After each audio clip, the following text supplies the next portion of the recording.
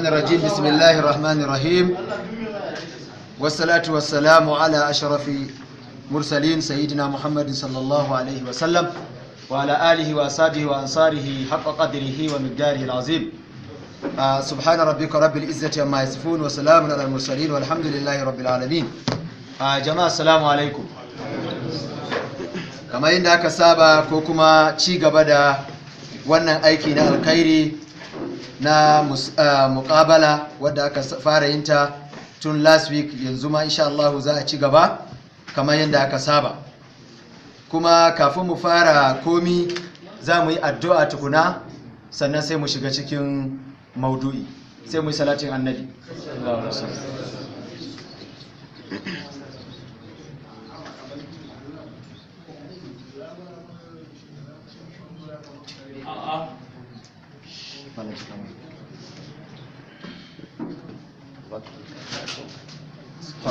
Allah samu yi wannan taro lafiya, kamar yadda muka fara. Allah samu cika lafiya.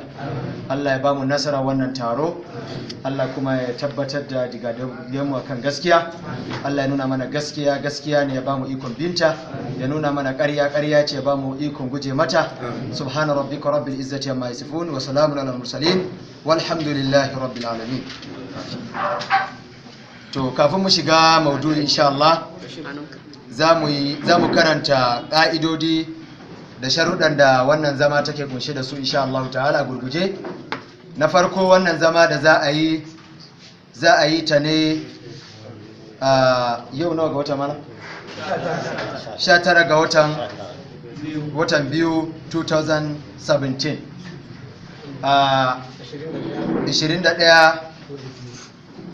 22 ga watan biyar hijira annabi sallallahu alaihi wasallama shekara 1438 yau kuma lahadi insha Allah ta'ala a wannan cikin gari na Bauchi, a wannan wuri mai albarka wanda yake M&J za mu ce mata kawai. Alhamdulillah, wannan zama za a yi ta tsakanin 'yan ɗariƙan tijjaniya, mu 'yan ɗariƙan tijjaniya da kuma 'yan uwanmu wanda suke ɓangaren izalatul bid'a wa iqamatis sunna. Sa'annan kuma wannan zama insha Allah ta kunshi wasu ƙa'idoji wanda za mu gudanar da wannan zama a kanta. Maudu'ai da za a tattauna yanzu shine mafhumul awliya fil islam. Ɓangaren izala suna so daga ɓangaren ɗariƙan tijjaniya su musu bayani akan fahimtansu akan abin da ya shafi waliyai, sannan kuma za a ba su dama su faɗi tugume-tugumen da suke ganin ba su yarda da shi ba akan abin da ya shafi waliyai da karamominsu. Sa'annan maudu'i na biyu, ɓangaren ɗariƙa sun nemi izala su musu bayani akan maudu'i mai suna tajsim, wato yi wa Allah jiki a ɓangaren abin da ya shafi tauhidi. Saboda haka 'yan tijjaniya suna tukuman izala cewa suna yi wa Allah jiki, saboda haka za su tukume su akan wannan, su kuma za su ba da abin da suke dogara da shi na hujjoji akan abin da suke faɗa. Sa'annan maudu'i na gaba wanda insha Allah ba yanzu za a yi shi ba, muna gani ko da dare ko nan gaba kaɗan, shine at-tawassul wal wasila, wato za a yi magana akan tawassuli da manzo Allah sallallahu alaihi wasallam. Bangaren izala suna neman bayani akan tawassuli da 'yan ɗariƙa na tijjaniya suke yi da manzon Allah sallallahu alaihi wasallam. Sa'annan 'yan ɗariƙa sun ne ɓangaren izalatul bid'a za su yi musu magana, wato kalimatu izalatul bid'a fil islam, matsayin kalman izala a musulunci da yadda ta zo daga manzon Allah sallallahu alaihi wasallam. Wayannan sune maudu'ai da za a tattauna insha Allah ta'ala. Sa'annan tattaunawa an gina ta akan wayannan sharuɗa. Sharadi na ɗaya, akwai alqur'ani, akwai sunnan manzon Allah sallallahu alaihi wasallam, sannan kuma akwai aqwalu salafus salih, yanda magabata na ƙurai suka fahimci ƙur'ani da sunna da kuma yanda suke tafiyar da lamuransu. Wannan shine sharadi na ɗaya. Sharadi na biyu, za a ba kowane malami minti 20 daga farko, amma idan ya ga dama zai minti 15. Zai ba da malamin da ke kusa da shi ya cikita masa minti 5. Bayan an gama wannan, za a ba wa shi ma ɗaya malamin wannan dama. Sa'annan za a ba da minti 5 kowane malami ya yi comment akan abin da ɗan uwansa ya yi. Sa'annan za a ba da minti 5 kuma kowane malami za a yi tambaya a ciki na minti 1, sa'annan kuma zai ba da ansa cikin minti 4. Wannan shine sharaɗi na 2. Sharaɗi na 3, mun ce wannan hall ɗin tana kunshe da mutane alal akalli mutum 15 banda official mutum 10. Wannan shine bisa sharuɗan da muka yi kenan. Sannan kowane malami sharaɗi na gaba, idan time isa ya koda ya koro bayani zai yi haƙuri ya aje wannan bayani a take, daga nan in an nuna masa kawai time yayi sai ya yi haƙuri sai ya tsaya. Sa'annan ɓangaren timekeepers an sharaɗa musu cewa minti 20 na farko kafin ya cika, in malami ya yi minti 10 za a nuna masa yatsa cewa saura masa minti 5 idan mai tsayuwa a minti 15 ne. Idan ya je minti 5 wanda yake na ƙarshe kenan, shi kuma saura minti 2 za a nuna masa cewa saura masa minti 2. Wannan shine sharuɗan da insha Allah ta'ala za a gabatar da shi wannan zama mai albarka a kansu. Allah ya jagorance mu, Allah kuma ya nuna mana gaskiya. Ba tare da ɓata lokaci ba, kowa ya sa wayansa a silent. Ba tare da ɓata lokaci ba, ni a ɓangare na ɗariƙan Tijjaniya zan gabatar da malamin da zai na'am sa'annan kuma akwai magana cewa kar wani mutum wanda yake sauraro ko kabbara ko wani hayaniya ko wani abu sa baki a ciki, duka an haramta. Kuma tunda dukkan mu musulmai ne, mun zo ne da mu fahimci addini, almuslimuna ala shurutihim. Ya kamata a ce kowa ya san matsayinsa bangaren addini, ba wai an zo jayayya bane. Kuma abinda na manta shine yadda mutane suke tunani ba haka bane. Lalle wannan zaman da za a yi ta, ba wai wannan malamin zai ce na ƙure malawa ne ko don na ƙure malawa ne bane. Su masu sauraro yayin da aka gama wannan muƙabala, masu kallo su za su yanka hukunci. Saboda haka kawai kowa zai yi sending message ne, kawai zai yi bayani akan abin da ya fahimta. Allah ya ba mu sa'a. Bangaren mu na ɗariƙan Tijjaniya muna da malamin da zai yi presenting na wannan maudu'ai, shine Malam Abul Fatahi As-Sani insha Allah ta'ala. Ina mai gabatar da shi a gabanku a matsayin mu na bangaren ɗariƙan Tijjaniya. Assalamu alaikum wa rahmatullah. أعوذ بالله السميع العليم من الشيطان الرجيم. بسم الله الرحمن الرحيم، والصلاة والسلام على خير خلق الله أجمعين، نبينا محمد صلى الله عليه وسلم وعلى آله وصحبه ومن دعا بدعوته واستنى بسنته إلى يوم الدين. Ya kamar yan uwa yadda Ubangiji ta'ala ya haɗa mu cikin wannan zaman, mai gabatarwa ya faɗa na farko game da cewa wannan zaman da zamu yi muna fatan Ubangiji ta'ala ya sanya alheri a cikinsa. Sannan ba mun zo bane manufar wai wane kwarawa ne, domin mu gane cewa muna roƙon Ubangiji ne ta'ala ya sanya ya nuna mana gaskiya ce mu bi ta, ya nuna mana kuma kuskure mu kaurace mata. Wannan shine makasudi, ba wata makasudi fiye da wannan. Muna roƙon Ubangiji ta'ala ya mana jagoranci. Wanda zai gabatar ta wannan bangaren abin da ya shafi su ahli sunna, wanda zai gabatar shine Malam Umar Suleiman, zai gabatar da abin da ya shafi Assalamu alaikum wa rahmatullahi wa barakatuh. Islam insha Allah ta'ala. Muna roƙon Ubangiji ta'ala ya mana jagoranci akan abin da zamu tattauna a cikin wannan lokaci. Kalma ta kusan karshe wadda shi malam ya ambata, wajibi ne mu gane cewa nan ba waje bane wanda zamu ta yin hayaniya ana kabbara da wasu kalmomi da suke kamanceceniyan haka wanda za su sanya waje ya zama cewa ba nutsuwa. To gaskiya ba mu bukatan wannan, ya sa muka sanya shi daga cikin shari'a. Muna fatan kuma lalle ɗan uwa za su ba mu haɗin kai 100%. Allah madaukakin sarki mana jagoranci. Assalamu alaikum warahmatullahi. Ɗan gyara kaɗan da nake son yi wa malam kaɗan,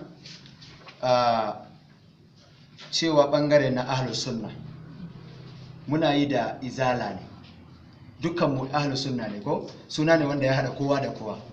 saboda haka ina so da ka ƙara jaddadawa ko ɓangaren ku na ɓangaren izalatul bid'a wa iqamati sunna. ina gani kaman wannan kalmar ba zai kawo hayaniya ga dukkan wanda ya san su wane ne wato waɗanda suke yan izala ba. Duk kalma ce kwaya ɗaya ahli sunna ce, ba wani kuskure a ciki. In an ce waɗanda suke kan wannan fannin ana nufi ahli sunna kawai, duk wanda yake ina gani ba wata kalma fata ce da to insha Allah yanzu malam zamu bashi sai ya ci gaba. إن الحمد لله نحمده ونستغفره ونعوذ بالله من شرور أنفسنا ومن سيئات أعمالنا من يهده الله فلا مضل له ومن يضلل فلا هادي له وأشهد أن لا إله إلا الله وحده لا شريك له وأشهد أن محمدا عبده ورسوله يا أيها الذين آمنوا اتقوا الله حق تقاته ولا تموتن إلا وأنتم مسلمون يا أيها الناس اتقوا ربكم الذي خلقكم من نفس واحدة وخلق منها زوجها وبث منهما رجالا كثيرا ونساء واتقوا الله الذي تساءلون به والأرحام إن الله كان عليكم رقيبا يا أيها الذين آمنوا اتقوا الله وقولوا قولا سديدا يصلح لكم أعمالكم ويغفر لكم ذنوبكم ومن يطع الله ورسوله فقد فاز فوزا عظيما أما بعد فإن أصدق الحديث كتاب الله وأحسن الهدي هدي محمد صلى الله تعالى عليه وسلم وشر الأمور محدثاتها فإن كل محدثة بدعة وكل بدعة ضلالة وكل ضلالة في النار أعاذنا الله وإياكم جميعا من البدع والضلال وبعد السلام عليكم ورحمة الله وبركاته muna godiya wa Allah subhanahu wa ta'ala wadda ya kaddari saduwarmu a safiya ta yau wadda shine 21 ga watan Jumada al'ula shekaran hijira ta manzon Allah sallallahu alaihi wasallam daga garin Makka zuwa Madina shekarar 1438 wadda shine daidai da 19 ga watan biyu shekara ta 2017 miladiya wadda mun haɗu da 'yan uwa a daidai wannan lokaci a cikin wannan safiya ta Lahadi ba don komi ba sai don tattaunawa domin maslaha ta addinin musulunci. Kamar yadda bayani gabata, abin da ya damu a wannan lokaci shine sabani na fahimta da yake tsakanin jama'atu izalatul bid'ah wa iqamatus sunna ahli sunnati kenan wal jama'a da kuma mabiya aqidan tariqa ta tijaniya. Yadda mu muke daukan waliyai daban da yadda mu muka ga suke daukan waliyai. Wannan yasa muka zo muka kira 'yan uwa domin su zo su gani kuma su ji kuma su zamo shaidu, su zamo alƙalai game da yadda wali yake a cikin aqida ta ahli sunnati wal jama'a da kuma yadda su bangaren ɗariƙan tijjaniya suke ɗaukan waliyai a wajensu. Kafin kai tsaye in ambaci abin da zan ambata, an gabatar da wani abu wadda na sharaɗi ne, yana da matukar muhimmancin sa yasa naga ya kamata yi magana a kansa. Dukkan musulmai sun yarda cewa addinin musulunci yana da masdari inda ake samo abu. Addinin musulunci yana da asali. Duk abin da yake addini ne lallai dole a same shi cikin ɗayan abubuwa kamar uku, wasu sun ƙara ya zama 4. Na farko dole ya tabbata abu yana cikin alkur'ani, kamar yadda aka ce alƙalai su ne masu sauraro, su ne za su yi hukunci. Dole ya zamo duk abin da mutum zai kawo ya tabbatar da shi ya zamo a cikin alkur'ani, kuma in ya kawo aya dole ya faɗi magabacinsa wadda ya gabace shi cikin magabata ya yadda haka fassara abun yake. Ba wadda zai kawo aya, ina faɗa ne saboda an ce masu sauraro su ne alƙalai. Duk wanda ya kawo aya dole zai mana bayanin wadda ya fahimci wannan aya din cikin salafu salih magabata na kwarai. sannan abu na biyu, dole ya zama hadisi ne, in ba ƙur'ani ba dole ya zama hadisi na manzon Allah sallallahu alaihi wasallam, ko abinda malaman musulunci suka yi ijma'i a kansa. Don aka akan waɗannan abubuwa guda uku da mu ɗaura wannan tattaunawa. Duk abin da ya fita cikin ƙur'ani, ya fita cikin hadisi, ya fita cikin ijma'in malamai, ya saba wa mene sharuɗa. In aka ce abu ya kasu kashi kaza, dole a ambaci wanda ya kasa su, ko dai a cikin alƙur'ani ko a cikin hadisi, ko kuma hadisin dole sai ya zama mene ya inganta, domin laisa kullu ma nusiba ila annabi sallallahu alaihi wasallam sahiha. Ba duk abin da aka jingina wa annabi sallallahu alaihi wasallam yake zamowa inganta ba. Don haka waɗannan abu uku a kansu ne insha Allah ta'ala muka yi ittifaki tsakaninmu, za mu gina maganar mu akai. Don haka in ya fita ciki ya saba wa mene sharadi kenan. Yan uwa masu kallonmu da sauraronmu, mu ahli sunnati wal jama'a, wadda dai ake ce jama'atu izalatul bid'a wa iqamati sunna, a yanda muke daukan waliyai shine yadda Allah madaukakin sarki yayi mana bayanin waliyai a cikin alqur'ani. Allah ya ambaci waliyai, ya kuma ambaci sifofin waliyai a cikin alqur'ani. A suratu yunusa, Allah maɗaukakin sarki ya yi bayani akan su wane ne waliyai.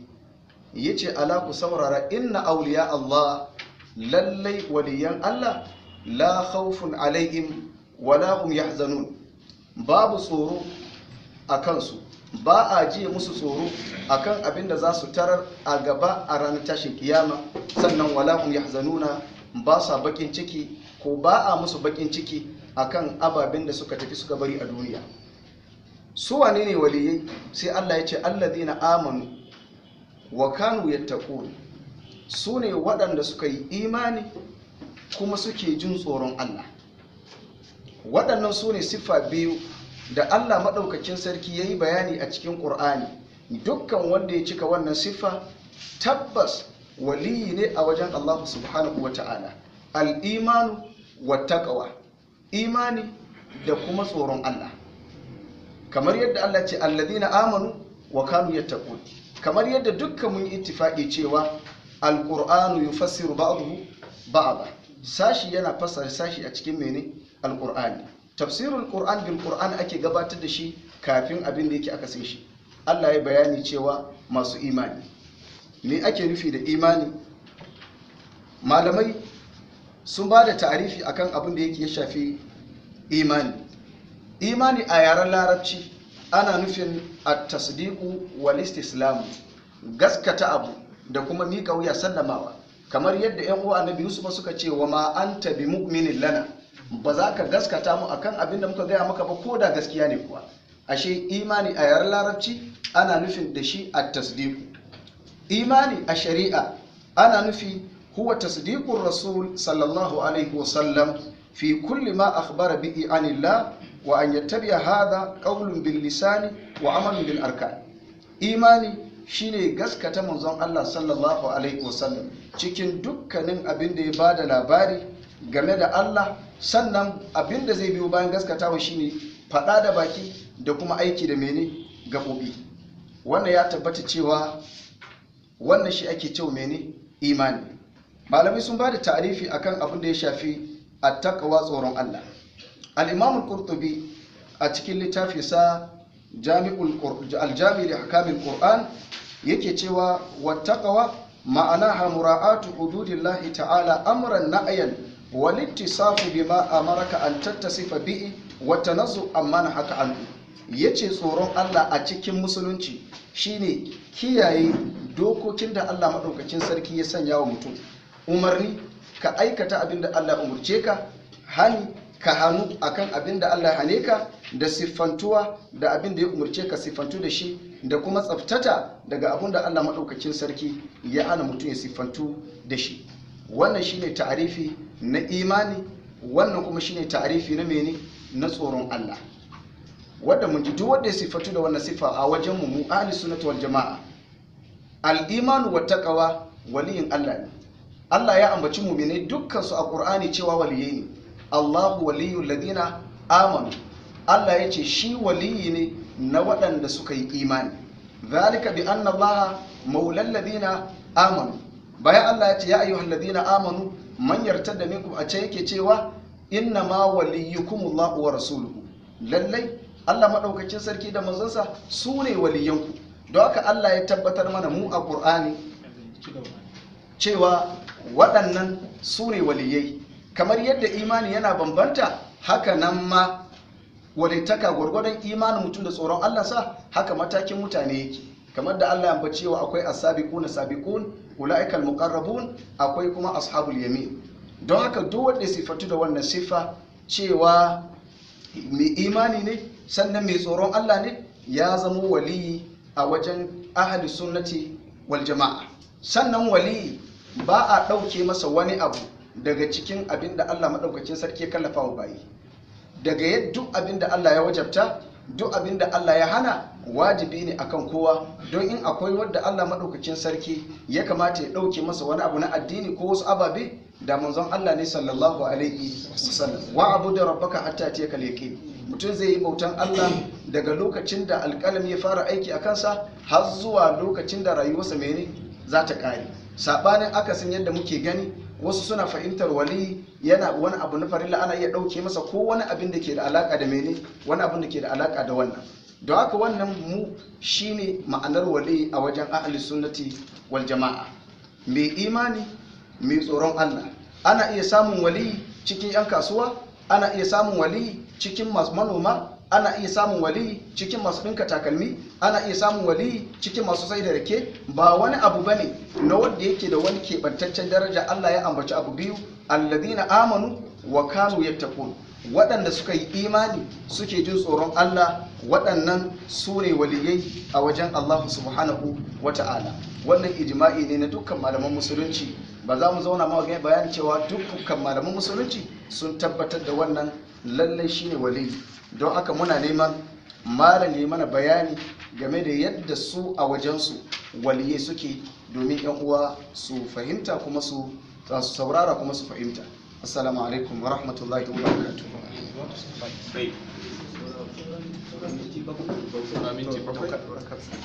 أعوذ بالله السميع العليم من الشيطان الرجيم. إن الحمد لله نحمده ونستعينه ونستغفره ونعوذ به من شرور أنفسنا ومن سيئات أعمالنا. من يهده الله فلا مضل له ومن يضلل فلا هادي له. وأشهد أن لا إله إلا الله وحده لا شريك له وأشهد أن محمدا عبده ورسوله. أما بعد. السلام عليكم ورحمة الله وبركاته. Kamar yadda aka gabatar da kwanakin wata bangare guda biyu duka ba sai na gabatar ba. Abinda malam yayi bayani yanzu, Allah ya saka mar da alkhairi. Wannan shine mafhumul awliya aw mafhumul awliya inda na ahlus sunna. Ƙari kuma du shine afdalul awliya. Ba mamaki akwai wa'inda za su fahimci cewa mafifitan waliyai su waye. A wurin ahlus sunna afdalul awliya, a wurin Allah madaukakin sarki a fahimtar su ne wa farko, su ne annabawa. Farkon waliyai wanda suka fi kowa zamawa a wannan matsayi su ne mai annabawa. Mafifitan annabawa kuma ba su ne manzanni. Su ne kuma mai mafifitan annabawa su ne manzanni, musamman ulul azmi kamar Nuh, Ibrahim, Musa, Isa da kuma annabi Muhammad sallallahu alaihi wa alihi wa sallam. Sannan kuma kamar yadda muka sani, akwai wanda suke da fahimtar ba haka bane ba. Su waliyi a wurin su akwai wasu hanyoyi da ake bi a zama wali, abin nan wali, wato a zama wali akwai hanyoyi. To yanzu muna kalubalantar su ba mu wa'annan hanyoyi da ake bi a zama wali a ta bangaren su. Amma mu yanzu mun gaya masu hanyoyin da ake zama wa mai wali cikakke a wurin Allah.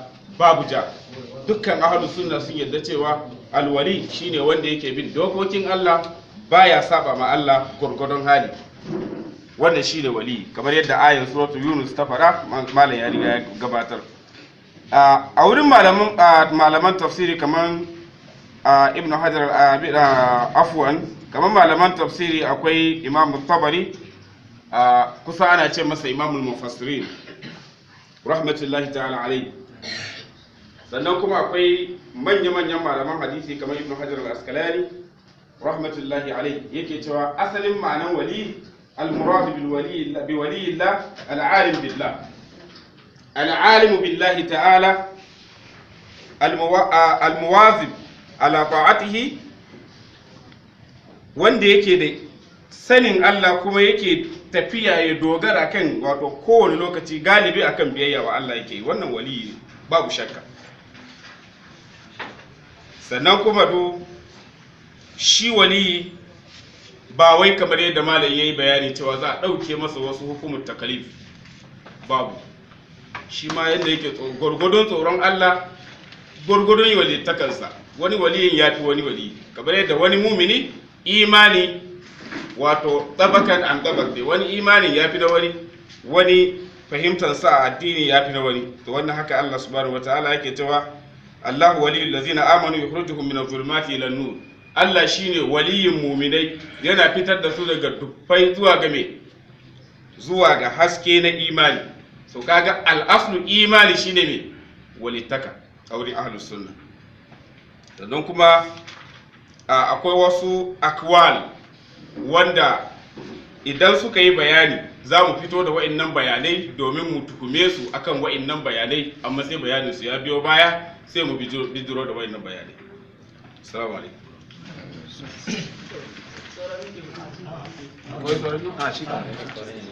To alhamdulillah mun ji bayani daga bangaren izala. Akwai sauran minti hudu. Mun yi maganin cewa in ma sun tsaya ne mu ne za mu shawarta mun kare karkare akan haka. Akwai sauran minti hudu.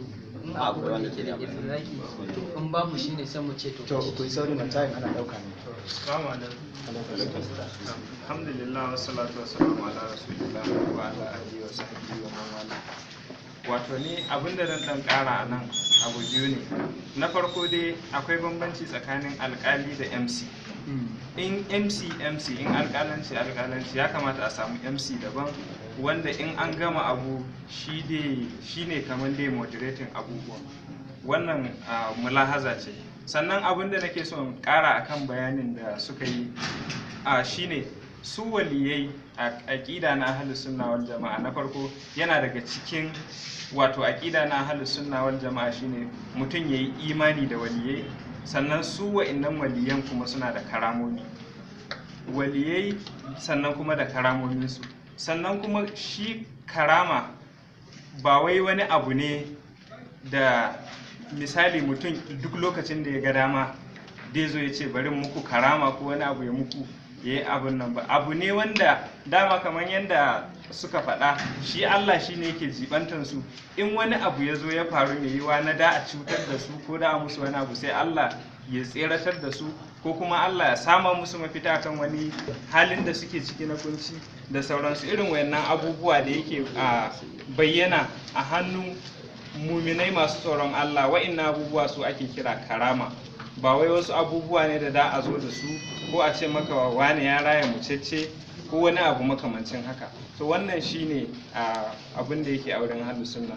Dole a yi imani da waliyai, sannan kuma wa'annan waliyan suna da karamomi, sannan kuma karamansu bayi cin karo da addini da abin da ya tabbata a cikin asali na shari'a musulunci.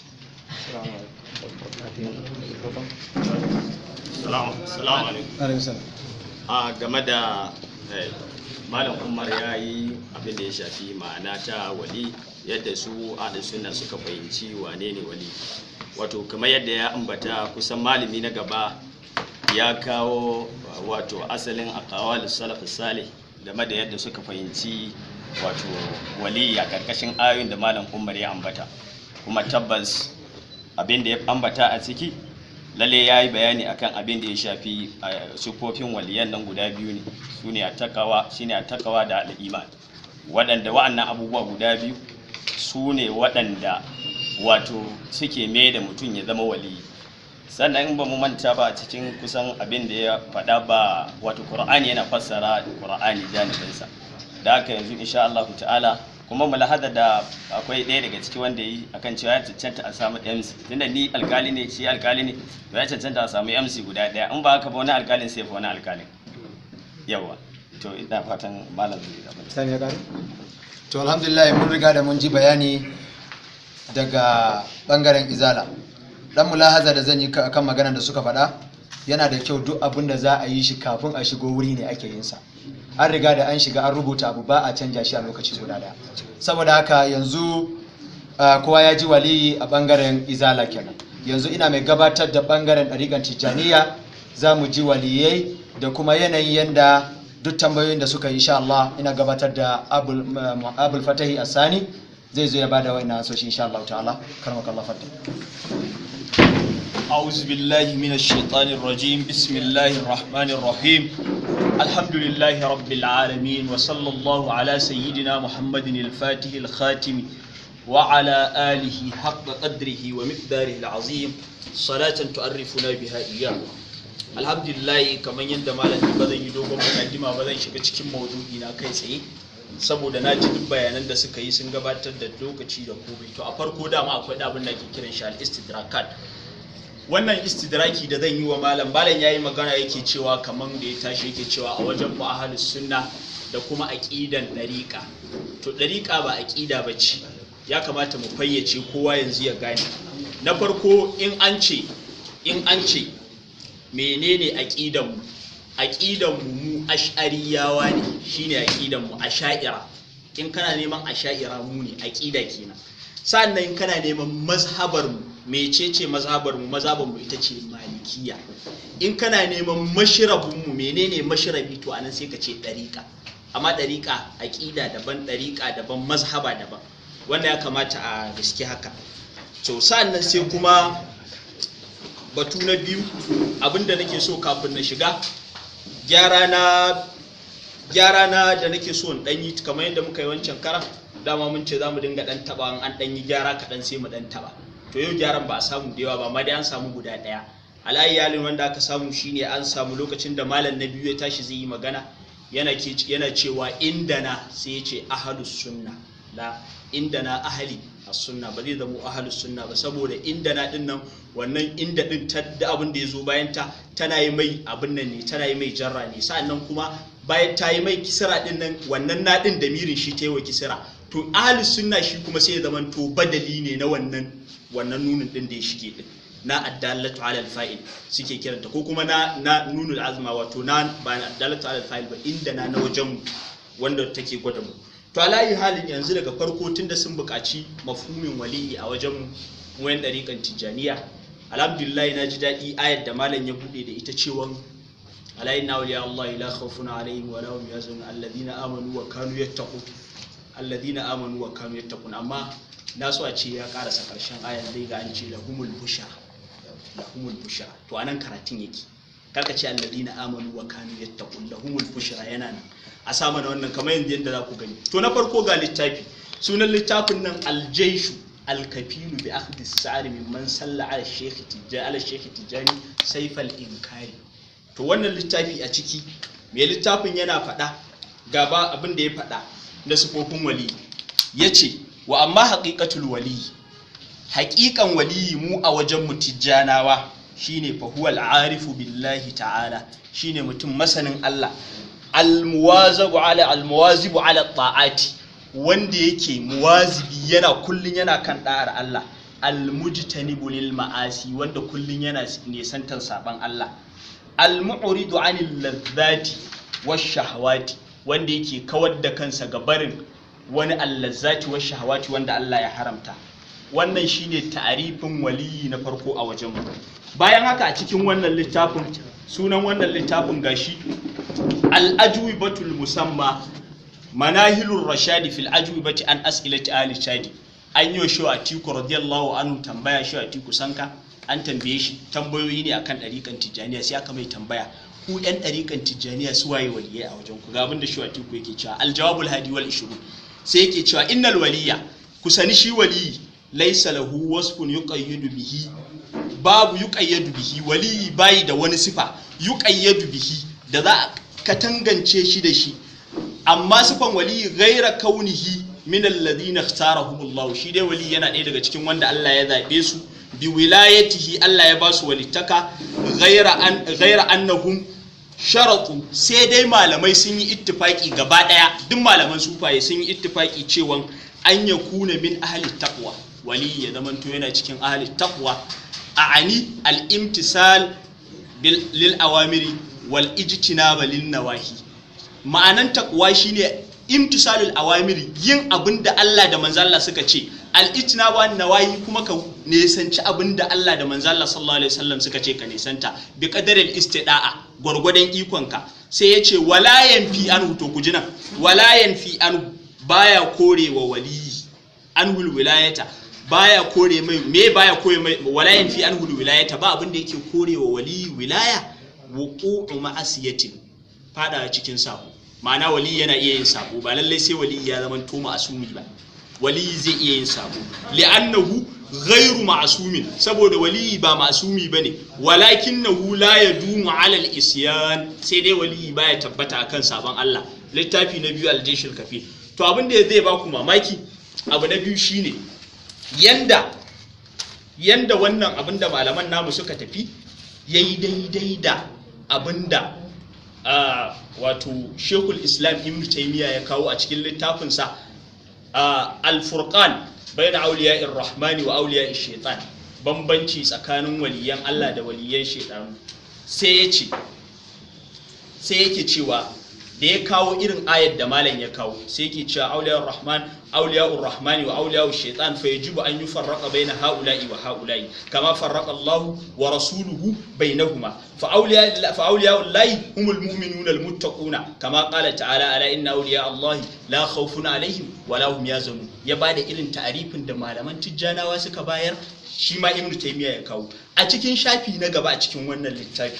Sai yake kawowa, sai yake cewa shafi na 78, sai yake cewa walaysa min shurutil ko min sharti waliyil lahi, bai daga cikin sharadin wali an yakuna ma'suman, wali ya zama to masumi, kamar yadda shi a cikin radiyallahu anhu ya faɗa.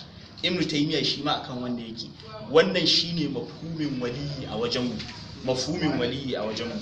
Bayan a takaice wannan, saboda kan nayi dogo akwai abin da nake so na karanto, sai Ibn Taymiyyah bayan an gama wali, watakila dama mun ce mu tijjanawa ne, to duk yanda zamu je muna tafiya da silken mu, bamu da jagoran da ya wuce Shehu Tijjani radiyallahu anhu.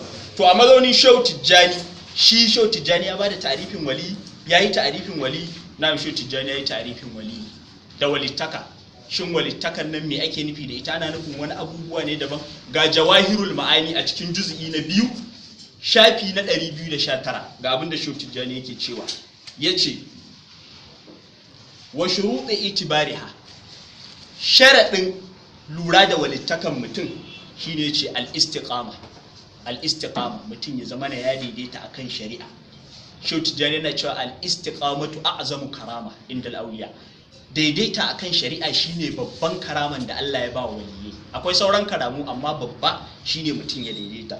Shehu Tijjani yake cewa bayan haka a wannan ya kawo wannan saboda abin da yawa tsallaka, sai yake cewa wa qala yawman, wata rana Shehu Tijjani radiyallahu anhu yace fil karamati, akan karamomi wal mukashafati, akan kuma kashafi na waliyyi. Sai yace me ake nufi da karama da kashafi? Sai yace shine an yakshifa Allah, wanda tafin na ya dan tsatsaye, yake cewa an yakshifa Allah shine Allah ko an yukashifa anillahi wa rasulihi, mutum wato ya samu kashafi game da Allah da manzo Allah sallallahu alaihi wasallam. Wani irin kashafi? Ya fahimu kalamahuma, ta yanda zai dinga fahimtar maganganun su, wa ma tadammanuhu min al-asrar al-aqliyya, da abinda Qur'ani da hadisin manzo Allah suka kunsa na asrarai na hankali, wal anwari tauhidiyya, da hasake na tauhidi, hasake na tauhidi. Yace min ulumin ghamida, na waɗansu ilmoma da suke koye, wa afhamin daqiqa, da waɗansu fahimtoci masu zurfin gaske. Yace wa haqa'iqir rabbaniya, mutum ya fahimci wato haqa'iq rabbaniya. Yace wa kullama karrara nazuru fihima, duk lokacin da wali ya ƙara kallon Qur'ani, ya ƙara karanta al-Qur'ani, sai coci dali tajiddu lahu afhamun wa asraru, sai ya ƙara samun wasu fahimtoci da wasu surruka, wa hukumun wa isharatin ghayra ma fahima awwalan, sai ya samu wannan fahimtar da ba shi ya fahimta a farko ba. Shehu Tijjani daga ƙarshe sai yake ce maka wala yu'tillahu hazihi Allah baya ba wa waliyi waɗannan abubuwan, wato ya zamno yana bin Qur'ani yana bin sunna illa li khassati awliyai, sai zababbu daga cikin bayan Allah. Waɗannan zababbu daga cikin bayan Allah su ne waliyai. Bayan Shehu Tijjani radiyallahu anhu ya gama a cikin Jawahirul Ma'ani, ga al-aqida al-wasitiyya, al-aqidatul wasitiyyatu na Ibn Taymiyyah. Abinda Ibn Taymiyyah yake faɗa cewa shin a Ibn Taymiyyah sun su ma'alus sunna kamar yadda suke faɗa sun yadda da waliyai, to ga abinda Ibn Taymiyyah yake cewa min usuli ahlus sunnati, yana ɗaya daga cikin usul na ahlus sunna at-tasdiq bi karamatil awliya, mutum ya gaskata karamomin waliyai, wa ma yujrillahu ala aidihim, da abinda Allah yake gudanarwa akan hannayensu, min khawariqil adati, na khawariqil adati, inji Ibn Taymiyyah, fi anwa'il ulumi, cikin nau'o'in ilmai. To kaga Shehu Tijjani maganan da yake nan cewa Allah in zai zaɓi waliyi da ilmi yake kebance shi akan Qur'ani da hadisi. Ibn Taymiyyah shi ma yake faɗa, kamar me Shehu Tijjani ya ce wal mukashafa, shi ma Ibn Taymiyyah ya ce wal mukashafati, da kashafi wa anwa'il qudrati, da nau'o'i na qudra, wa ta'thirat, da abubuwa na tasirin nan. Misali abinda kake ganin ba zai yi ba, kamar yadda malai fara da kowa da zuba cewa sharadin wali a ce ko ya raya matacce ko ya raya kaza ba, zai iya rayawa in ya raya din, amma da izinin Allah, kamar yadda malai a tarifin sa kun ji yace an waliyan farko su ne ba annabawa. To in waliyan farko su ne annabawa, duk wali yana da karama. Ka duba cikin Qur'ani zaka ga Annabi Isa zai ce mami yana rayar da matacce, yana warkar da makahu, yana warkar da kuturu, amma sai ya ce maka me bi iznillah. To bi iznillah kuma abun mamaki a cikin Al-Furqan zamu zo mu karanta, Ibn Taymiyyah ya tabbatar, yace dukkan karamomin waliyai mustamiddatun, an same ta ne min mu'jizatil anbiya, daga mu'jizozin annabawa. Ashe kaga kullu ma jaza an yakuna mu'jizatan lin nabi, jaza an yakuna karamatan lil wali. Duk abinda zai iya zamantowa mu'jiza ne wani annabi, zai iya zamantowa karama wani wali. Annabin yana nan, annabinsa waliyin yana nan a waliyinsa, kamar yadda Ibn Taymiyyah ya faɗa a cikin cikin Al-Furqan. Sai yake cewa wa ta'sirati wal ma'surati an salifil umam fi suratul kafi, sai Ibn Taymiyyah karakawa kaman ga ashabul kafi cikin suratul kafi wa gairiha, wa an sadri hazihi al umma min as-sahabati wat tabi'ina, an samu karamomi na sahabbai da tabi'ai. Yanzu zamu karanta muku kadan daga ciki, wasairu firaqil ummati, da sauran firqa na al'umma, wa hiya mawjudatun fiha ila yawmil qiyamati, walittaka da karama tana nan inji Ibn Taymiyyah har tashin kiyama. Allah yana nan zai ta kawo wannan waje. To bayan mun gama sai ya ce gashi daga cikin waɗanda suka yadda da waliyai, suka yadda da suwaye waliyai, qala tahawi, al-imam tahawi yace a sharhin da ba sharhin mu ba, saboda tahawiya tana da sharhi biyu, akwai sharhi na wato salafawa, akwai sharhi kuma na yan dariqa wanda azhar ta dauka. To at-tahawi mai sharhin salafiyawa yana faɗa a cikin sharh tahawiya juz'i na 2 shafi na 745, yana cewa wa nu'minu bima ja'a min karamatihim, mun yadda da karamomin waliyai, wa sahha an istiqati min riwayatihim, kuma ya inganta cewa wannan abun an karbe shi daga ruwaya ne ta hanyar mutane ingantattu. Sai ya ce wani sannan ga Ibn Abdul Wahhab, za ku ji suna cewa mujaddid Ibn Abdul Wahhab, Muhammad bin Abdul Wahhab yana faɗa a cikin ad-durarus samiyya, littafin da aka hada da fatawoyinsa, mujalladi 16, ga abin da yake cewa wala nunkiru karamatil awliya, ba mu musun karamomin waliyai, wa na tarifu lahum bil haqq, mun yadda da waliyai gaskiya ne, wa annahum ala hudan min rabbihim, suna kan shari'a na ubangijinsu, mahama saru ala tariqati shar'iyya, matakar sun tafi akan hanya ta daidai na shari'a, wal qawaninil mar'iyya, sun yadda da qawanini da hukunce da Allah ya, illa annahum la yastanquna shay'an min alwa'il ibadati, sai dai waliyai basu cancanta abota musu da kowane irin bangaren bauta ba, la halal hayati wala ba'dal mamati, suna raye ne ko bayan ba su raye, bal yutlabu min ahadihim addu'a fi hali hayatihi, za ma ka iya zuwa wajen waliyi ka ce maka addu'a. Wannan yana ɗaya daga cikin farkin in ka zo ka ce ba a gane waliyi, gashi Ibn Abdul Wahhab yana ce maka za ka iya zuwa ka nema addu'a a wajen sa. Ya za ka yi ka je ka nema addu'a a wajen waliyi baka gane shi ba, dole sai ka gane shi za ka je ka nema addu'a a wajen sa. Ya kuma yi itirafi da kan wannan. Sa'an nan ga wannan daga ciki akwai, gashi bayan mun karanta kaɗan daga cikin ina Al-Furqan, ga Al-Furqan na Ibn Taymiyyah. Ibn Taymiyyah shi ma yayi bayani a cikin shafi na 80, yayi bayani a cikin shafi na 87, ga abin da yake cewa yana cewa ga abin da yake cewa wa hada kasirun fi kalamil mashayikh ka qauli sheikh abi sulaiman ad-darani yake cewa innahu la yaqau fi qalbi an-nukta. To amma an ce karama ya kamata mutane su bayyanta, dole an ana batun wali sai an yi batun karama, saboda karama ce ta sa ya zaman to wali. Sai sa a ƙarshen aya Allah yake ce ma lahumul bushara. To wannan bushara din ka je ka duba malaman tafsiri ka ga menene al-busharan da Allah ya musu, ka duba kowane tafsiri, ban ware ma tafsiri ko ɗaya ba, tafsirin ahlus sunna ne, tafsirin dan dariƙa ne, ka je ka duba kalmar al-bushara zaka sha mamaki a gurin. Gashi yake cewa Ibn Taymiyyah sai ya kawo na madan daga cikin maganganun malaman sufaye akan cewan karama da sauransu, sai yake cewa innahu la yaqau fi qalbi an nuqtatu min nukatil qaumi. Ɗaya daga cikin manyan sufaye ya ce ina jin zuciyata tana karɓan ishara da karamomi irin yadda waliyai bayan Allah suke karɓa. Sai yake ce ma amma fala aqbaluha, ba na karɓan wannan karamomin illa bi shahidaini, sai na auna su akan wasu shaidu guda biyu. Wannan shaidu guda biyu alkitabu was sunna, sai na auna su akan alkitabu was sunna. Wa qala abul qasim al junayd, al imam junayd ya kawo kamar yadda ibn taymiya ya kawo rahimahullah, yace ilmuna hadha muqayyadun, ilmuna hadha muqayyadun bil kitabi was sunnati. Ilmun mu na sufanci na dariqa muqayyadun, an tattare shi ne, an dunkule shi bil kitabi was sunnati, da alqur'ani da sunnar manzon Allah sallallahu alaihi wasallama.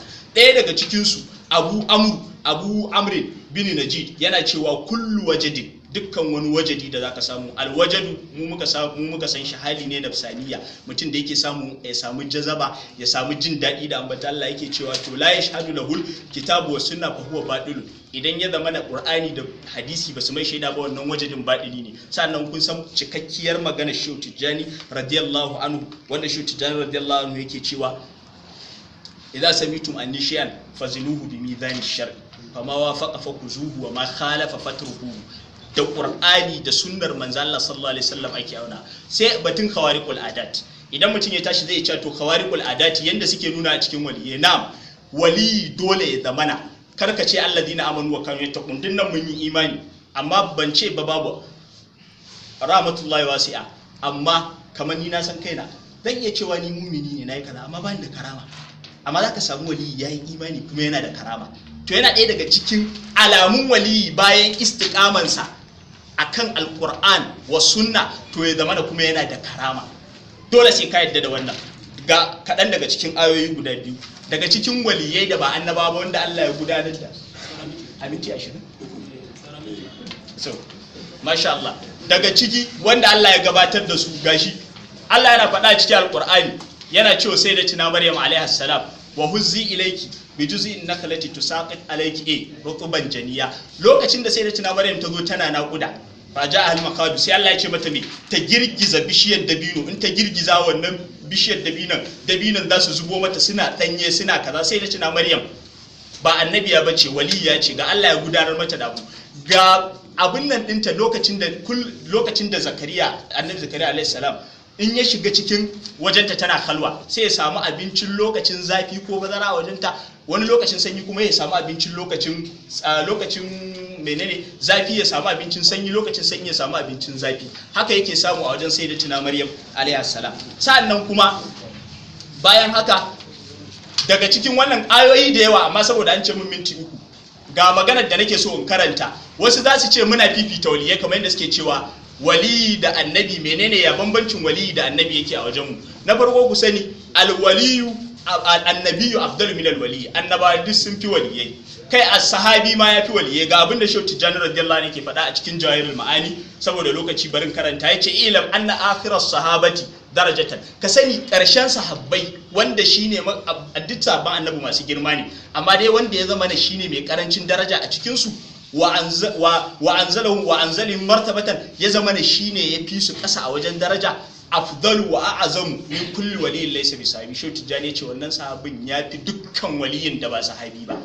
Sai sa ya kawo a cikin yaqutul farida yake cewa wa amaluna ma'ahum kama qala shekuna ka tsayri qatatin ma da bibi numailati. Aikin mu da aikin sahabbai kaman tafiyan shaho ne shirwa in yana gudu, haka aikin sahabbai yake, mu kuma kaman tafiyan tururuwa haka aikin mu yake, inji Shehu Tijjani. Sannan al-Imam al-Qushairi yana cewa rutbatul awliya ila tablughu rutbatal anbiya, martaban waliyai bata kai martaban annabawa ba alaihimus salam lil ijma'il munaqad ala dhalik, saboda ijma'in da malamai suka yi ittifaki suka kulla tsakani. Dakan an ce waliyai suna da karama a wajen, suna da daraja, suna da kima, kuma Allah yana fitar musu da wani abu da ya saba wa hankali. Don haka wannan shine takaitaccen tarifin waliyi a wajen mu yan dariƙan Tijjaniya.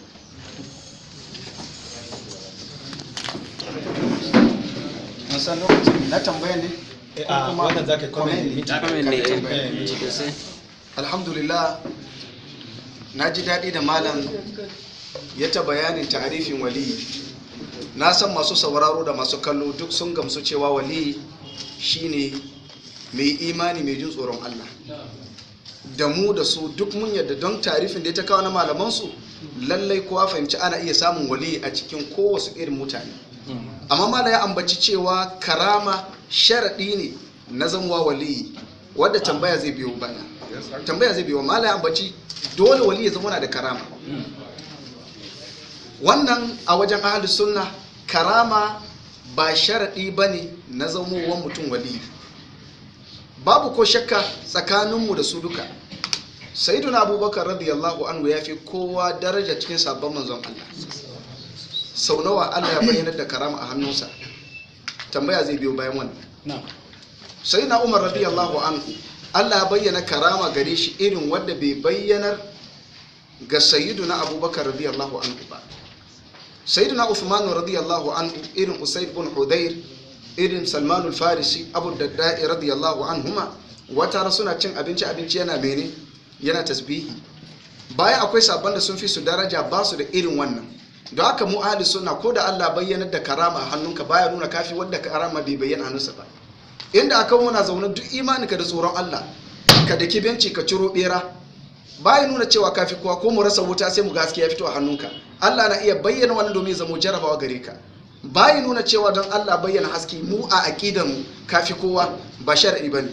Mana ambaci cewa inda magana yake lahumul bushara, yace a duba kowane tafsiri, A duba. ga tafsirin da yake ga mana Ibn Kathir. Abu biyu ne. Tunda mun ce Qur'ani na fasara Qur'ani, Allah ya ce innal ladina qalu rabbuna Allah thumma istaqamu innal ladina qalu thumma istaqamu tatanazzalu alaihimul malaikatu alla takhafu wa la tahzanu wa abshiru bil jannati allati kuntum tu'adun nahnu awliya'ukum fil hayati dunya fil akhirah wa lakum fiha ma tashtahi anfusukum wa lakum fiha ma tad'un wa abshiru. Wannan busharan tana auka aljanna kaman da nassin wannan ayin Qur'ani, wa abshiru bil jannati allati kuntum tu'adun. Allah ya tabbatar kamar da na faɗa da Qur'ani zamu dinga amfani da hadisi karkashin fahimtar magabata, wa abshiru bil janna, wannan a fili yake. Sannan an tambayi annabi wanda wani sahabi yake cewa ba wanda ya riga ni tambayan wannan aya wani irin albishir. Annabi yace mafarki, kana iya gani mafarki na kwarai. Allah ko kai mafarki ka shiga aljanna ko wani yayi maka wannan mafarki din. Amma ba wai albushir, duk da malam bai faɗa mana wani bushara ake nufi ba. Ya ce akwai almukashafat. Malam bai ambaci wasu irin mukashafat bane domin mu gane mutum an Allah na iya masa kashafi. Duk tambaya zai biyo bayan wannan. Don haka ina ga ni abin da zan iya faɗa kenan. Mun ji cewa busharan nan na aljanna ne, sannan lokaci yayi. Busharan nan na aljanna ne, sannan kuma akwai mafarki a ru'ya salihah kamar yadda Annabi sallallahu alaihi wasallam ya ambata. Ina fata an gane. Wannan tafsiri ne na Ibn Kathir. Lahumul bushra fil hayati dunya fi dunya ar-ru'yatu salihah yara al-abdu aw tura lahu. Ina fata an gane. Ko ya gani ko a gani masa. Ko ya gani ko a gani masa mafarki na kwarai. Mafarkin da mutum ya zo da shi dole a auna shi da iyaka na shari'a, don Qur'an da hadisi su ne mahanga. Domin in ka ga wani mafarkin da ya fita iyakan shari'a, wannan ijma'i za a kan rusa shi. Kamar da suka takawa duk abin da na faɗa baya Qur'ani ko baya hadisi, wannan babu shi. Ina fata an gane. Don haka tambaya zai biyo bayani, abin da zan tsaya kenan akai. Mala ya ambaci na to zan takata insha Allah ta'ala. Assalamu alaikum. A'udhu billahi samil alim min shaitanir rajim. Bismillahir rahmanir rahim. Wa ba'd. Assalamu alaikum wa rahmatullah. Kamar yadda malam ya faɗa, ya ce wajen shi waliyi da ake gane shi ba sharadi bane dama sai ya kasance mai sabo. To amma mu fahimta cewa sabo wai cewa ya zama ma'asumi ne. wannan mun yadda, amma ma'asumin da ake magana ba wadda da cewa ba ma'asumi bane, a cewa shi ma'asumi ne ya kucewa sabo. Amma sabon wani iri?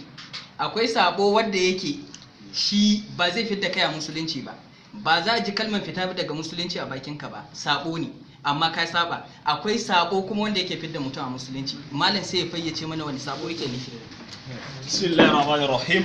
A gurguje saboda bayani nace ma ya duba tafsiri, sai ya kawo tafsirin Ibn Kasir, sai yasa nace a duba tafsiri. Kaga kuma Ibn Kasir a takaice dai an san Ibn Kasir ba dan dariƙa bane. Ka ce ko wasu tafsiri ba kai kayyade ba shi ne ai da ma shine ai magana nake da yi.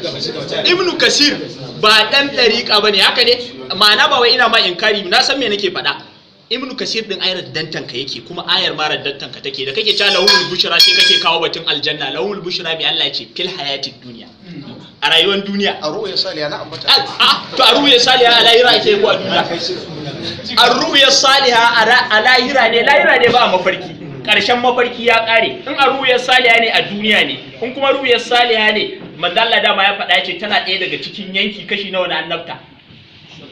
40 da wani abu. Annabi sallallahu alaihi wasallam aka yi fada, kuma abu ya saliya ba a lahira yake ba. Shi kuma Allah da ya tashi yace lahumul bushra, bushran nan dama ana batun karama ne, sai yace fil hayatid dunya. Da shi kuma amma da fil hayatid dunya wal akhirah, aljanna al akhirah, a duniya kuma karama. Magana ya fita. Ka gane? Sannan da a cikin ayan ya ce me tatanazzalu alaihimul malaika, malaiku suna sauka. Kai ka sani dai malaiku annaba suke sauka. Me yasa malaiku suka sauka musu? Sannan kuma malam yayi batun sai na Bakar ko yake cewa Allah ya bashi karama. To ruwaya da ya kawo ga Ibn Taymiyyah gashi al-Furqan, ga al-Furqan na Ibn Taymiyyah. Ibn Taymiyyah yana cewa wa qissatu Siddiq daga cikin karamomin sahabbai sai ya kawo karaman sayyidina Bakar, ita ya fara kawowa. Sai ya ce lamba zaba bi salasati adiyafin ma'ahu, ya tafi da baki guda uku zuwa gidansa. Waja'ala la ya'kulu luqmatan illa raba min asfaliha aksara minha. Duk lokacin da ya ba su abinci, in sun ci sun yi haka sun yi loma ɗaya, sai wata loma kuma ta bullo daga ƙasan kwanan. Suka ci suka ƙoshi. Bayan sun ci sun ce kawo matan sai ce abinci bai ragu ba. Haka ne sai aka ɗauki abincin aka kai wa annabi, sauran sabon annabi suka ci. Wannan yana ɗaya daga cikin karaman sayyidina Abubakar radiyallahu anhu. Sannan kuma ka gane shi sayyidina Abubakar ai daga sunansa yana gwada ma cewa duk cikin sabon annabi babu mai karama da wali irinsa, saboda shine yake da title ɗin Siddiqiyya. As-Siddiq radiyallahu anhu. Ka je kuma ka bincika duk littattafan duniya, nan ma ban ware maka ba, da na salafa da na yan dariƙa, ba a samun title din Siddiqiyya a cikin wani guri in banda a cikin waliyi. Su ma kuma waliyai sun yi ittifaqi suka ce in an haɗe su gaba ɗaya Siddiqiyyan kowa da kowa tana komawa kan Sayyidina Abubakar radiyallahu anhu. Ya kamata mala ya fahimci wannan. Sannan abu na biyu, in an ce karamatul auliya ba an ce kawariqul ada ba, na san mu da malam mun yi ittifaqi yadda Shehu Usman ayi. Shehu Usman al-Mujaddid al-Imam al-Haziq al-Jahabi al-Sunna, haka ne? To ga walan ma balagtu.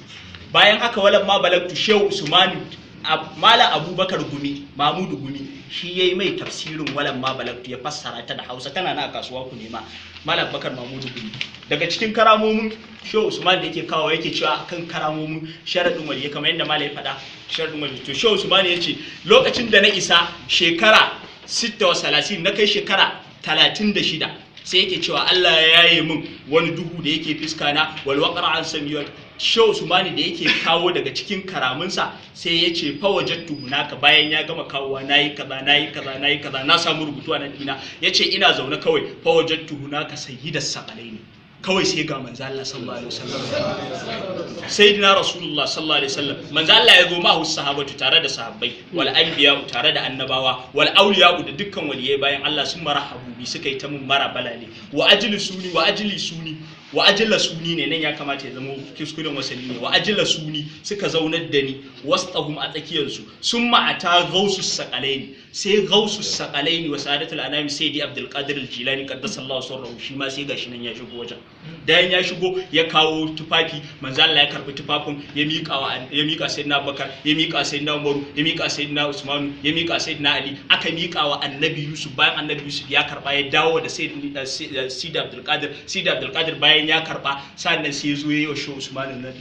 Wannan yana ɗaya daga cikin karamomin da suke faɗa in dai wali ne ya kamata a same shi da karama. Sannan daga ciki kaɗan ga wannan saura minti da to daga cikin karamomi gashi, daga cikin karamomin da nake so malam, alwabilus sayyibu fil kalimi dayibi, Ibnul Qayyim al-Jawziyya ya kawo karamomin waliyai cikin alwabilu sayyib ga abin da yake faɗa yace yawa ba mafarki kadai ba ka kalla ai zaka dan abin nan ba komai zai halatto ba banni tukunna abin da yake akwai shine alwabilu sayyib Ibn Taymiyyah ka cikin alwabilu sayyib da yake a cikin alwabilu sayyib yana magana malam kana dan sauna tashmishi afwan shi kenan ta biya yi to na za mu yi tambaya yanzu tambaya za shi tambaya ne yanzu tambaya za mu shiga miti amma za a bayar da yayi ya miti ya rai ya miti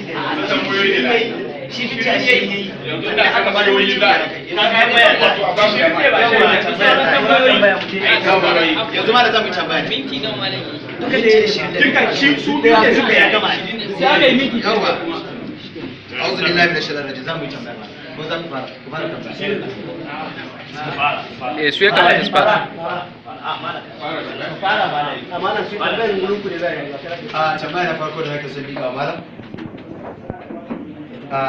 maganar karama wali yana da karama shin a tafiyar na izalatul hajjiya wa Allah bayan manzo Allah sallallahu alaihi wasallam da sahabban manzo Allah sallallahu alaihi wasallam zuwa mu ce a yau din nan ana iya samun wali ya nuna karama. Assalamu alaikum wa rahmatullahi wa barakatuh.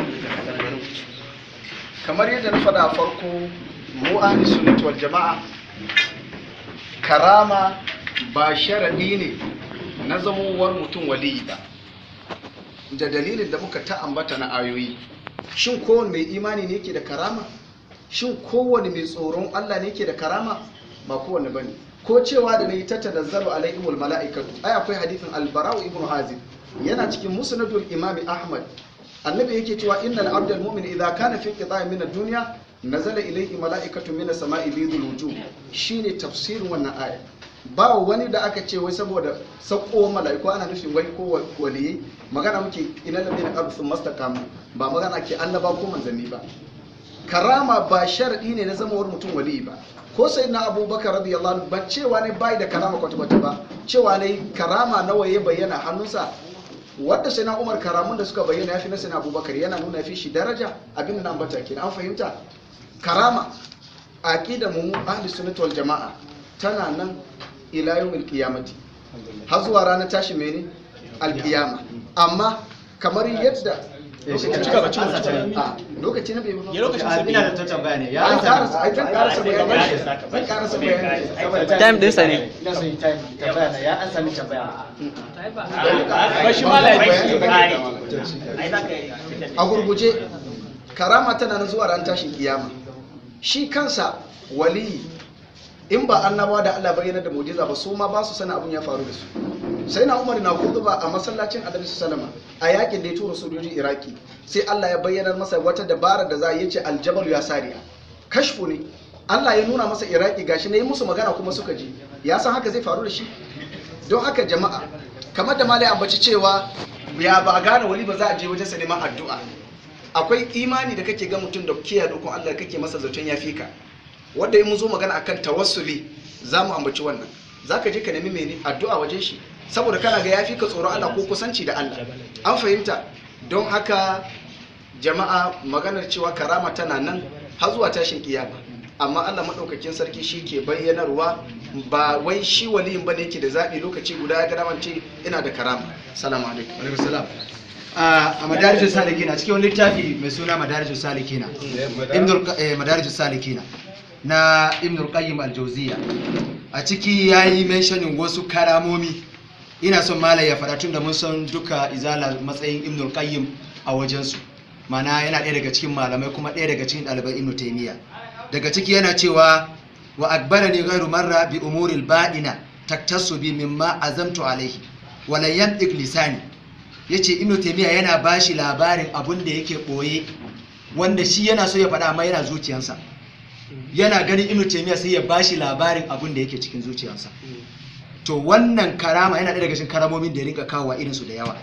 Muna so da Allah malam ya faɗi shi a shafi na 490 daidai. Ibn Taymiyyah yana ba da labarin abin da yake cikin zuciyarsa, ya kirgi wannan a matsayin karama. Shin menene matsayinku akan wannan littafi da kuma bayanan da Ibn Taymiyyah Ibn al-Qayyim yayi? Shin ƙarya ne ko kuma a'a hakan yana iya faruwa ko kuma yaya? Assalamu alaikum wa rahmatullahi wa barakatuh. Maganar cewa Ibn al-Qayyim tabbas littafi Madarijus Salikin littafi ne na Ibn al-Qayyim al-Jawziyya, kuma almajiri ne wanda ya zauna da Ibn Taymiyyah tsawon shekaru 16. Shine babban ɗalibin da ya lakanci Sheikhul Islam Ibn Taymiyyah. Ibn al-Qayyim ya ta bayani game da abin da ya faru tsakanin su da Sheikhul Islam Ibn Taymiyyah. Amma ba wai na nufin cewa wani abu ne da yake cikin zuciyarsa da yiwuwar kana tunanin wani abu. Ina fata an gane. Allah ya kaddara in zo in yi maka wani bayani wanda zai dace da wani tunani da ke cikin mene zuciyarka, sai ka ce wani kamar ka san abin da ke cikin zuciyana. Wannan ba lallai sai ka rubuta, yana iya faruwa da wani. Na yi maka magana ka ce kamar salamu alaikum.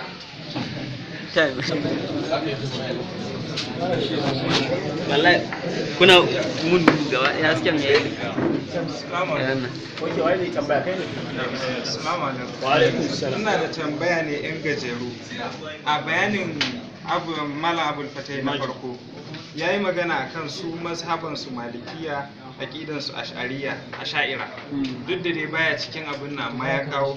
Ina da tambaya akai, shine abinda muka fahimta da mazhaba shine addini ne gaba daya. Addini kuma ya kunshi ayyuka, ya kunshi aqidu da sauransu. Shin me yasa aka zaɓi fiqhun Malikiya kawai aka bar aqidan Malikiya aka je can kuma aka are aqida? Tambaya na farko. Tambaya na biyu, shine shin Malikiya ba ta da aqida ne? Ba aqida a Malikiya ne aka an dai gane tambaya. Sai tambaya na biyu, a bayanin sifofin waliyai. A'a kaɗan ne guntaye. A ci gaba ya ci gaba ya na zauna guntaye ne a cikin ta'arifin waliyai. Daga cikin wasu malamai da ka kawo an ce sharaɗin waliyai ya zama al-mu'ridu anil lazzat wa shahawat. Ina buƙatar hujja tunda asali shine Qur'ani, hadisi, sannan kuma yawa. To shikenan, na'am, ka gama shi? Na'am, sai kuma tunda ka fara maganar gyara. Wannan kuma to gyara. Tunda ya fara maganar gyara. Gyara. Akwai wurin da ya karanta an yi kashifa. Sai kuma ya fassara da ma'anan ana yaye masa. So ya kamata an yi kashifa ne ko an yi kashafa? Akwai bambanci tsakanin ana yaye masa da yana yaye. An yi kashifa shi yake yayewa kenan. Wannan kenan. Sannan kuma ayan nan ka karanta rutban kai school da taskini da wanda fata ne. To na gode. Masha Allah. Assalamu alaikum. Bismillahir rahmanir rahim. Kafin ka fara wai malam kai wai na farko ana batun gyara ko alhamdulillah ba wani girman kai, ba wani wanda ya wuce ya karbi gyara. Muƙaddara a hakan na faɗa na gode da gyara, kai ma barin haɗa muku ga gyara na biyu, kai ma gashi wajen da malam ya ce na farko ya kawo hadisi ya ce aljabalu ya sariya, ba haka bane. Aljabala ya sariya shubun ya latta zai sa'annan kuma da mala ya tashi a zauna haka in an yi min hayaniya ba lokaci na ba. Wa min usuli malam sai ya kawo yace bai daga cikin sharadin karama mutum ya zamanto waliyi kai ya zama yana da karama. To ga Ibn Taymiyyah a cikin al-aqidatul wasitiyya, malam ka daina guntun surutun nan kana mun tashwishi. Ga Ibn Taymiyyah ce al-aqidatul wasitiyya yace wa min usuli ahli sunnati, yana ɗaya daga cikin tushe foundation na ahli sunna. Ya kauce assalamu alaikum. Tambaya a lokacin na da mutum mana zan dawo ba shi amsa. An san ba shi ba lokaci na suka yi wannan tambaya. An sa tambayo ba ce ka bari mana sai na ga lokacin sa ne. Allah ka zauna ma mutum kai. Kamala ka an sa tambayoyi zai amsa aka ce mana to ka zauna mana zai amsa yanzu ai.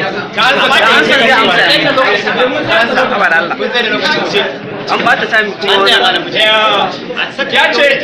ya ce shi ke nan bari ya isa ya ce a amsa mai tambayoyinsa ko mu muna intima'i mun ce mazhaba malikiya ko sai ya kawo batun mazhabobi. To abu na farko da aka sani shine kace mazhaba, haka yace mazhaba shine addini. Me kace na ce mazhaba ya kunshi addini duka da aqida da ayyuka abin da ya shafi fiqhu da kuma abin da to malam na farko bari baka lissafi na farko ka je ka duba dukkan littattafai an ce al-asha'ira har in kan ce an ce al-asha'ira su waye al-asha'ira al-asha'ira su ne al-ahnaf hanafiyawa an gane hanafiya suna bangaren maturidiyya wasu su ana samun asha'ira a ciki sa'annan sai malikawa sai wanne sai shafi'awa banda hanbaliyawa wannan kawai zaka cire hanbaliyawa suna ke kiransu da alul hadisi in ka je ka duba alfarqu bainal firaq insha Allah zaka samu bayani tafsil a ciki ya kawo bangarori na musulunci sannan ka zo kana magana mazhaban mu malikiya mana malikiya ne kuma tare da imam malik ba ash'ari ne aqidarsa ta ash'ariyya ce aqidar imam malik ash'ira ne dan haka gargazo kana magana zamu zo a nan insha Allah cikin nukudar da zamu shiga gaba gurin tajsimi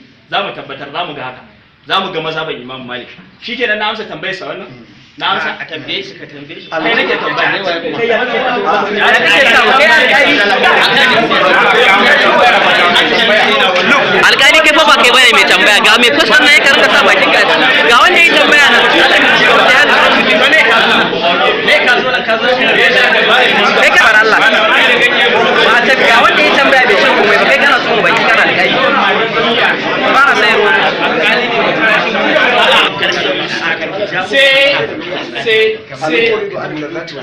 yawa sai almuridanil lazzati wa shawati almuridanil lazzati wa shawati ko sai ya kawo to ina tsammanin almuridanil lazzati wa shawati din nan kaman shul islami ya faɗa ina alfiraq in ka duba alfiraq insha Allah ka gani saboda ka bani yanzu mana kai yanzu ba challenge kake yi ba in na amsa ma ya rage ma ka je ka duba ana son kai ka sai ko masu sauraro sabin nan ba challenge dina kake yi ba shine nace ma al-muridu anil lazzati me ka sai ka bayyana daya hujja nake so a Qur'ani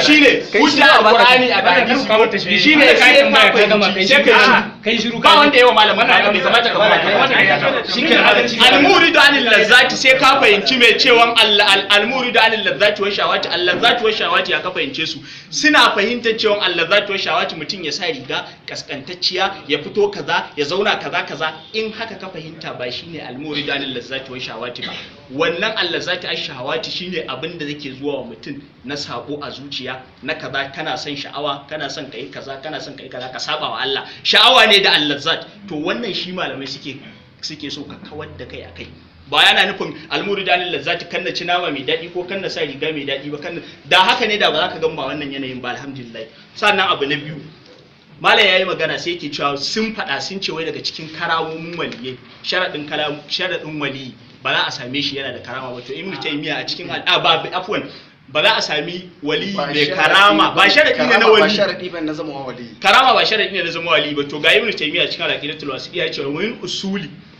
ahli sunnati yana ɗaya daga cikin usul na ahli sunna at-tasdiq bi karamatil awliya gaskata karamomin waliyai sai ya ce me wa ma yujrillahu ala aidihim min khawariqil adati da abin da Allah yake gudanarwa a hannayensu na khawariqul adati ya rage ma sai ka je kuma ka tambayi ibnu taymiya me khawariqul adati wannan shine dan haka wali dole ya zama yana da wannan karamar in irin waliyin da muka yi magana ne akai muna irin waliyin da muke magana akai dole ya zama yana da wannan sa'annan bayan nan malam ya kawo daga cikin kankanin lokaci gashi yana cewa ibnu taymiya yana faɗa na'am afwan yana faɗa a cikin wannan littafin a cikin alwabilu as-sayyibu min al-kalimat tayyib yana faɗa a cikin alwabilu sayyibu min shafi na 67 yace wa kunna idza shtadda binal khawf ibn al-qayyim yace wa kunna idza shtadda binal khawf in tsoro ya tsananta a gare mu wa sa'at min az-zunun zace suka dinga munata a gare mu az-zunun yace wa sa'at min az-zunun sai yace wadaqat binal ardu kasa ta yi mana kunci atainahu sai mu zo gurin ibnu taymiya in sun shiga bala'i gurin ibnu taymiya suke zuwa amma ba nan ne mallin shaifin ba yana gaba yace fa ma huwa illa an narahu daga mun ganshi wa nasma'u kalamahu fa yaza shikenan alhamdulillah masha Allah malam wannan magana no wato ya karasa ne in karasa ne an karasa magana ne ba san me yake nufi malam to shine shine nace ban karasa ba mun kara masa minti biyu kai ma minti biyu fama huwa illa an narahu yace daga zaran mun ga ibnu taymiya fama huwa illa an narahu daga zaran mun gan shi sai yace wa nasma'u kalamahu muka ji zancensa fa yazhabu zalika kullu wannan abin da muke ji na kunci da me sai ya tafi sai yace wayan qalibu in sharahan ya zamanto wani in shirahi aka samu wa quwwatan wa yaqinan wa tumaninatan a samu kuwa da yaqini da tumanina ga mahallin shayi sai yace fa subhanallazi ashhada ibadahu jannatahu qabla liqaihi tsarki ya tabbata wa fa subhana man ashhada ibadahu jannatahu qabla liqaihi tsarki ya tabbata wa ubangijin da ya nuna wa bayinsa aljannarsa kafin mutuwarsa yana daukan ibnu taymiya shi kansa a mazaunin aljanna ne anan kai ma ina so ka tashi wannan yana daga cikin karamomi shine me gaba ɗaya ma ba wai ka shiga aljannan ba ka ganshi a mazaunin cewa shi kansa aljanna ne minti biyu na yi so sa'an nan yana ɗaya daga cikin bayan haka kamar yadda malam ya kawo a ciki yake cewa an tambayi ibnu taymiya da aka tambaye shi ibnu taymiya aka zo ana yayi musulmai suna yaki da tar sai aka ce ibnu taymiya daga cikin karamominsa ibnu taymiya yace ya rantse so 70 yace musulmai su za su yi nasara fa yuqalu lahu qul insha Allah kace insha Allah so 70 ana cewa kace insha Allah yace insha Allah ta haqiqan la ta'liqan nace insha Allah ta haqiqan dole sai Allah ya la ta'liqan ba nayi ta'allukin abin da insha Allah bane wannan yana ɗaya daga cikin karamomin sa har ya kai yana yi wa Allah dole in an zo sai ayi mana bayanin wannan bismillah assalamu alaikum wa rahmatullahi wa barakatuh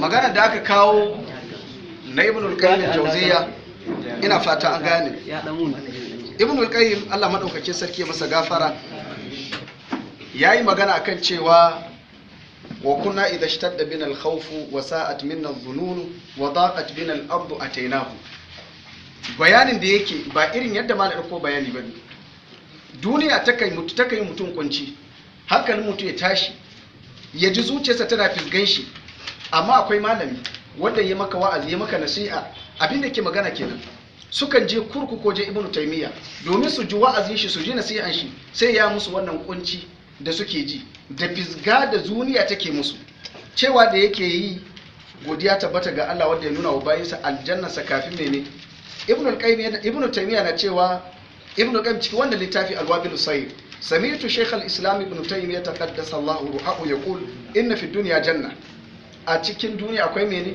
aljanna wanda bai shige ta ba zai shiga aljanna la'ira ba me yake nufi da wannan aljanna nutsuwa da Allah ke saba wa dan adam a zuciyarsa karfin imani da kwanciyar hankali kamar yadda yana kurkuku yana cewa ana jannati wa bustani fi sadri aljanna na da gona na aljanna me take nufi ne gona ta nufin lambu yana nufi ita jin dadin sa da nutsuwarsa yana cikin mene zuciyarsa da haka ba wai yana magana ne akan wai aljanna wai cewa kaza ba assalamu alaikum warahmatullahi to jama'a assalamu alaikum akwai sauran minti da assalamu alaikum a'a bai ce tambaya assalamu alaikum warahmatullahi kamar yadda malam yayi ta kokarin kawowa a ciki akwai abun da aka tambaye malam da ya taso sai ya ce ya karanta musamman maganarsa na karshe da ya faɗa sai ya ce ka je ka duba mu bambanta cewa tambaya da kuma abin da yake a ciki tambaya shine in an tambaye kai ka ce mun je duba in kuma kana son kai magana ne to sai ka faɗi ka karanta shi a cikin to alhamdulillah insha Allah jama'a